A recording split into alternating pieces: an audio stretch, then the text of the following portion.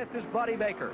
You could put a blanket over all of them. And nobody could say that Richard Petty is not a racer. Look at this. He's a lap ahead of his nearest contender with an almost surefire national championship. And all he wants to do is win this race. Into turn number 3. Petty is dropping to 4th place. Here he comes back on the outside. Welcome back down to the Chiefs pit with the Petty brothers, Timmy Petty, Mark Petty, and Richie Petty. We've been getting a lot of good comments from people, and we enjoy looking at them and answering and doing some things. But last week somebody wanted to know what kind of tobacco Timmy was smoking in his pipe. Well, the answer is on the table somewhere. Right in front of you. So you need to be paying attention while you watch. That is the same tobacco that Lee Petty smoked in his. And one of the reasons why we do it is because it reminds us, and it's reminiscent of Lee. Well, you walk into their house, and it would always be that sweet smell of Sir Walter Raleigh when you walked in there. And then grandfather, he had a distinct smell, and that pipe was probably it. And whatever that grease he used to, I think it was salve. Oh yeah. You used to get the. But I used to love to smell that walking in that house. Well, it was Raleigh brand too. So I'm glad y'all still smoking. Oh really? It sure was Raleigh. Yeah. All right. So the other question was, what kind of pipe? Yeah. Yeah, what kind of pipe? I got it off Amazon. Yeah. So but I had one, and I lost it. Is it the Briarwood type? This is a Briarwood. Yeah. It's a Dr. Grabo. Actually, this is. Oh, excuse me. I'm wrong. This is Pearwood. I got you. Off the Amazon. It's an 8-inch deal, and I just like it because it's kind of Sherlock Holmesy. There you have it. Well, speaking of grandfather. Okay. Because Here we go. It gives me some memories when we smell these pipes. Anyway, I got a ledger here from Lee Petty Engineering. We go back to 1955, and I was looking through this ledger, and it showed where he bought this car for $1,500. What kind of car was it? It was a Dodge, but for 55 season. Okay. But that was the beginning of the season, so he had a pretty good year that year. But anyway, at the end of the year, we were looking here. He made $30,000 that year, and at the end of the year here, he showed he received $29,000, but he spent out $30,000, so he's about $1,000 to know. Oh yeah, perfect business plan. Oh yeah, got that right. Yeah, but looking back at some of those old ledgers, grandfather, they were detailed. Precise. Oh, it was. They were precise. They were to the T for sure, and that's a lot of money for 19. And she done it all in yes, pencil. It was. Yes, all in pencil. Are they in pencil? Yes. Oh, ink pen, right? But that's the neat thing about. You're right. That was the neat thing about when she handed over all the records and stuff to us. She gave us the Lee Petty Engineering.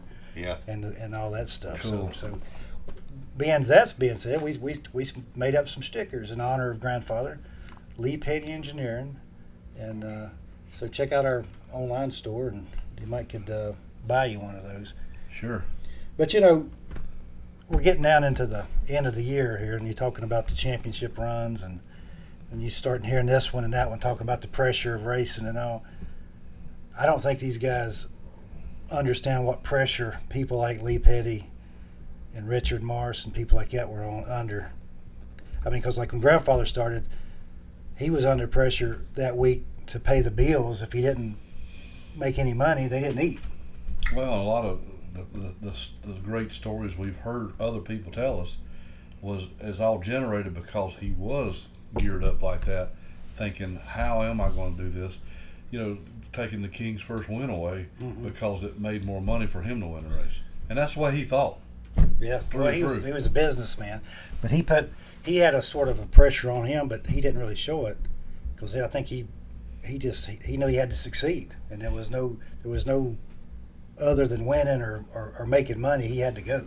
Of course, yeah. He didn't want to go back to the Depression days when he didn't have nothing. I think a lot of people from that generation was Depression era.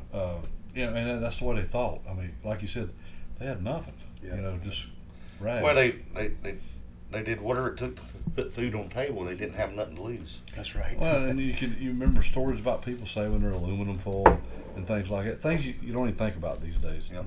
And we're all. I mean, I feel like I'm wasteful. Now, we get into. We are compared to that. Oh, definitely. We definitely are. But you got into.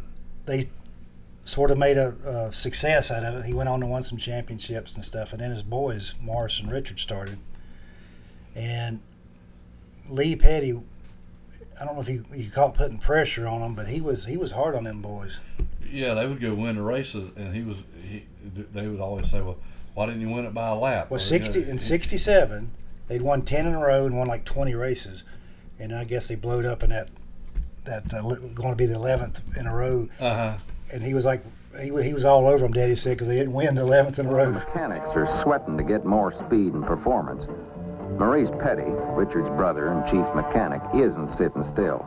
He's going through the car right down to the last bolt, making sure everything's right. They done won like 25 races that year. But there must have been some pretty good pressure because it was effective. But it makes me go back to think to the in '61 when grandfather got hurt, and they tore up 2 race cars that weekend in Daytona, and there's grandfather laid up in the hospital, and they didn't know if he's going to live or die. Right. I mean, but he was in and out of consciousness and stuff, and I think he called Richard and Morrison there and told them, boys, go home, go to the dealership, get another car or 2. I'll be home in a week. Hell, how long was it? It was 6 months before he come back, but they had to come back. You talk about pressure; they become the breadwinners. They become the #1 driver. Yeah, and there was not. They had to make it work. Said about that, was it? No. I mean, it must have been pretty difficult. Difficult times. I for the whole know. I've family. heard Daddy talk a little bit how tough it was because they didn't know how it was going to be. But they had a couple of guys that quit them because they thought the business was going belly up. Because Lee wasn't there. Right, and they didn't have enough Well, faith in Morris and looking back on it, Richard. you can't really blame them. Well, but they were kids. No, I know, 21, 23 years old. Yeah. But no, I'm saying you talk about having pressure on you. They had to make it happen. And lo and behold, I think it was the 61 World 600. I think Richard went and set the pole for that race. So, I mean, they made it work. And that was about 6 months later, Yeah, wasn't it? well, yeah, right there at it. But anyway. Yeah, I'm just trying to digest all your. I mean, you know a little bit about it, but just hearing you. Well, say I just can't imagine. I just can't imagine the pressure they was under. I mean, we thought we was under a little bit of pressure, but we didn't have squat. It still feels like pressure. Yeah, but I'm saying like that. All right, so that gets us up into another little thing. 1979. Here's the belt buckle from the championship. There, they went and won the championship, and y'all remember coming into September, it come down to Richard and Darrell Waltrip. And this was going to be Richard's 7th championship. And I can remember... Who was Darrell driving for then? Dygard. And I think Buddy Parrott was the crew chief. Yeah. But... I'm trying to remember all this. Go ahead. No, I'm just thinking, I remember Daddy, they coming down in that last run there. I guess they got to about Dover or sometime. And Daddy was kind of... I remember him just kind of nonchalantly saying, we got this. And like, well, what do you mean, Daddy? You still got 4 or 5 races left. And he's like, we're going to win every race, and they're points race, and they're stroking. We're going. Knowing you could have got into trouble trying to win the race, but you could have won the championship by staying out of trouble. Why did you try quite so hard to win the race?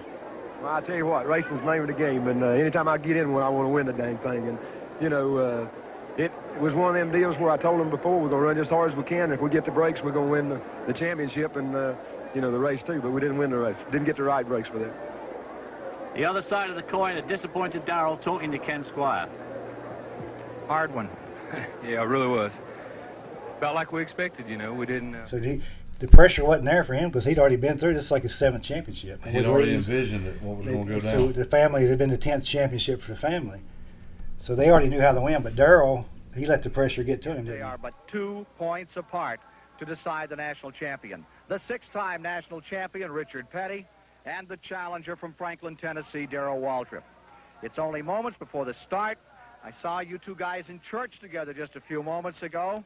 Have any special thoughts about this race? Darrell? No. Richard? Well, you know, it's just another race that the way it looks like the season's just come down to a 1-race shootout, and you know, it's like playing a World Series or something. They play 6 games. They just got to play the last game, and that's what we are here today. And it's I don't think it's really going to come down to Darrell out driving me or me out driving him. It's just going to come down to just whoever's got the best luck on this particular day. Waltrip, that's the shortest answer you've ever given me. What is this national title going to mean to you if you can pull it off? Well, we've had a great year, Ken. We've won more races than anybody else, and we're the leading money winners. And it's going to be disappointing to me and the entire Gatorade team if we can't win this championship. We know that there's a possibility we won't, and we've accepted that. but there's a lot of emotion in our pit today. He And figured it out after that, though, didn't he? Oh, no, I remember parts of that. Well, you know, back they always used to say you got to lose one to win one. I don't know if that statement comes true anymore, but I guess that was the one Darrell lost, and after that. Well, the way the point system was, yeah. I mean, and he was probably mathematically he was probably doing the right thing. He was. Well, he was 100-some points ahead this time of year, right? Yeah, but I'm just saying, Daddy had the foresight to say. For September. He said we got this. He said he's going to points race, and we're going to win every race. But Darrell, he went. It took him 2 years again because I guess '81 he won his first one. He finally got with Junior. Yeah. Because Earnhardt was the Rookie of the Year in '79, and he came back and won the championship the next year in '80. Yeah. And then struggled for some reason. Couple of years. Yeah. But Darrell come back and won like 3 in a row, didn't he? Yeah, with Junior. Yeah. I think Junior was good for Darrell because it kind of calmed him down a little bit. You know, that '79, when they was running for the '79 championship, at that time the rule book, you could still change engines in the race. Oh yeah. And remember, I'm 10 years old, but Yeah, my, but you my remember. memory, I remember one Saturday morning Mm-hmm. before the last race was at Ontario, maybe. Yep, it was. But maybe they had a week off.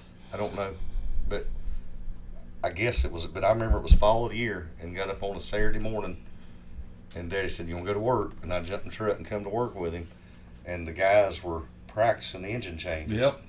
And they had it on 4 stands, and they was all up under there working, and he felt the engine, and said, "Y'all put everything back together, Get it warm back. warm it back up, and do it hot, because it's going to be hot It's at the going to be racetrack." different. Yep. But when they got finished that day, we need to get one of the guys that was on the Aaron crew to come Dudley to- tells it better. We Yeah. did get Aaron to but when they got finished that day, everybody had a toolbox, and they had the tools in it for the job they were to perform on the engine change. Yep. But wasn't that when they was changing engines 10, 11, 12 minutes? I think 12 minutes was the Yep. record. Well, the key to winning that championship was they never had to change them. It just worked out. I mean, Oh, lucky or just good, but they Well, never had to do it. And right, and you talk about pressure. And Darrell did at Martinsville, wasn't but- it? I think But Daddy always said we didn't have nothing to lose. We was chasing them. That's right. They were ahead, so they had reserves something to lose. Yeah. But they were prepared to do it, and probably. But you go back to Katy that- Enterprise is 1979. Go back to that. I mean, you know what I mean? That's what Rick Hendricks is today. Yes. They Aaron were the best. Aaron would tell that story exactly what you said. That Daddy would sit there and think of any scenario that could go wrong, and they were ready for it. They were overly prepared. But it's like we've always said about Daddy. Daddy, even when we was racing, he always had that knack of. We kind of said it was overkill, but Yeah, it was. but no, he was prepared for any scenario, and I guess that's what makes a good leader, is thinking ahead. Well, they'd seen so much. Oh, right? yeah, shit, that was in the 30 years of their racing careers. But you go back and you talk about pressure. I don't think they ever put pressure on us, but It was already built in. it was intimidating. They were Oh, so yeah. intimidating. Oh, yeah. I mean, here you are growing up trying to race, and these guys, they're the best. They're the best at it, Yeah. All right, so right? Exactly. I mean, fast forward. it's intimidating. So Exactly. they win the championship. 79. Okay. And for a couple years, they had Phoenix was not a Points Winston Cup race. race. It was a It was a West to Winston West. West race. Right. Yeah. But they always would stop in. I guess they paid them X amount, like Bobby Allis and some other. Well, it was guys. already out there. Right. So they would take probably a a car, favorite from and Winston, they were too. ready to go run that race. Yep. Well, he won it a couple of years, and I think Bobby won it, but it doesn't matter. 70, But 81. they also celebrated because it was, I forget the name of the resort, but those things were like swanky. You know Yeah, what I mean? Phoenix. Yes, in Phoenix, Arizona, and they had a championship, sort of a banquet before you went to Daytona and all that stuff. But I just remember grandfather going, "More wine for my men." I mean, and he wasn't that kind of a party goer or nothing like that. No, but he was always strictly It was business. a celebration. Oh, and it was, and I remember boy, go back here and get me a knife or bring me another steak. That was one of his comments. To the waiter. Yeah. He was grandfather was a hard man to get any praise from. He was real easy to get your butt chewed. Yeah. But as far as getting any praise, and when they won a championship or a big race, he'd hand out the praise. Oh, and one year they give them pickup trucks. Remember, that like was 67. after Yeah. that win. Yeah. So yeah, that could be a whole But episode you right go, there. you talking about us racing? I can remember when we was running late models, and I was doing pretty good, right? And I think it was in June or sometime. I'd run like 3 or 4 seconds in a row. And so I thought, okay, I'd won a race in May, and in June here I've run second about every week. And I was walking down to the shop down there, and Uncle Richard was down there, and he's like, so you had a pretty good run this week, did you? I said, yeah, we run second. He said, you run second about the last 3 races, ain't you? And I said, yes, sir. He said, ain't you figured out how to win yet? I mean, he doesn't know. It was like Lee Petty again.